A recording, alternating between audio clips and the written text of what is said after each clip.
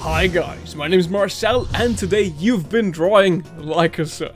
That's right, you're probably here because you already drew something and then you realize that your line art skills are about as useful as the bottom half of a condom. But don't worry, because today I'm teaching you how I'm making my line arts as crisp as possible. Actually, for today I wanted to make a video about character design as another entry for my manga tutorial playlist. But then I realized that it's been a while since I've uploaded a video that has something to do with, you know, drawing. That's why today we are inking your drawings, DrawlikeaSir. But if you still want to watch that video about character design, you can stick around for that. Just subscribe and activate the bell so you'll get notified when my character design video drops. I was pretty busy the last couple of weeks with writing books and painting PCs, but now I'm finally back, so expect me to upload more videos very soon. So then, let's grab your sketch and your preferred inking supplies and let's get going.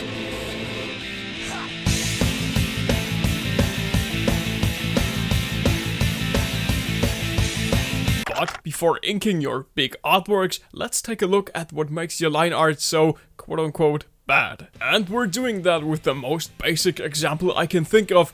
That's right, with a circle. Now, when you are lining this circle, it's the same as it is with your drawings. The line art looks worse than your sketch. And there are 4 reasons as to why that is. Let's take a look at number 1. Now, let's start all over again. This is how I'm drawing a circle. And this sketch looks round to you because your eye subconsciously picks the parts where it best recognizes the shapes of a circle. It's not so much that the drawing itself looks good, it's more like the eye autocorrects the shape. But when line arting, it's almost impossible to get this exact perfect circle down correctly. And when you erase your sketch, there is no more ambiguity for your eye to interpret. So, what can you do to avoid this? While sketching, you already need to have your line art in mind. So, before line arting, try erasing your sketch a bit so that you have an easier time when it comes to following the outlines. That way you already have a clear path that you just need to follow. You can just use an eraser for that, but I always like to use my eraser pen for this. If you're interested, I have a complete list of all of my art supplies on my homepage, so if you want to pick up the same ink, liners, or my eraser pen, just take a look at the full list at DrawlikeaSir.com. Now, that was a neat little trick, but what about the 3 other reasons why your line art sucks so bad? I'll just list them off all at once so we can get along faster. Basically, there are 3 things that make your sketch look good. The line variation between thick and thin lines, the dynamics, like the momentum you drew your sketches with, and there's the amount of details. You know, things like hatching or shading. And while inking your drawings, all of these things get lost. But don't fret, that's why I'm here, to make your line art look good, just as good as your sketch does. Now for that you can use any ink supplies that you want, but if you are a long-term nakama of this channel, you know that I personally ink most of my artworks as well as all of my manga pages with traditional ink and pen nibs. It's not easy to ink this way, so maybe I'll make a tutorial about this as well sometime.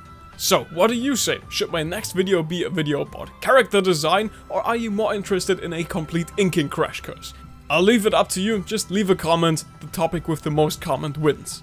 Anyway, let's start with the first issue, which is line variation.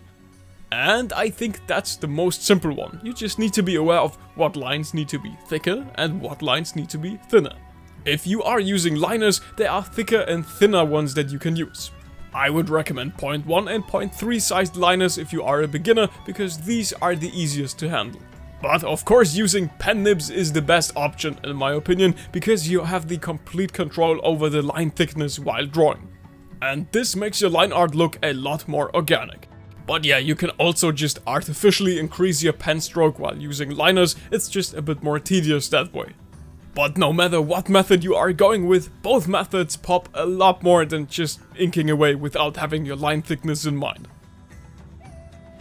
I think dynamics is something you don't even notice when inking, and I can show you what I mean in one simple example. These lines are inked very slowly and carefully. You can basically feel the insecurity coming from this one a mile away. And these lines right here are drawn off the cuff, which requires a lot more confidence and vigor.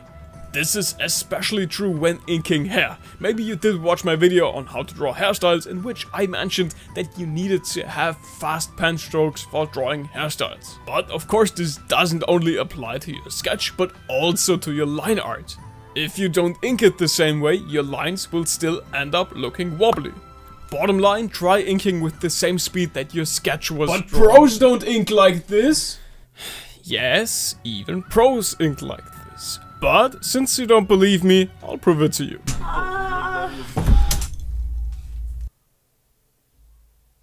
Wrong video. As you can see, even pros ink their artworks like this. Of course, there are times when you need to ink a bit more carefully, and there are times when you need to use your dexterity. I mean vigor. And with that out of the way, let's take a look at the last point, which is inking your details.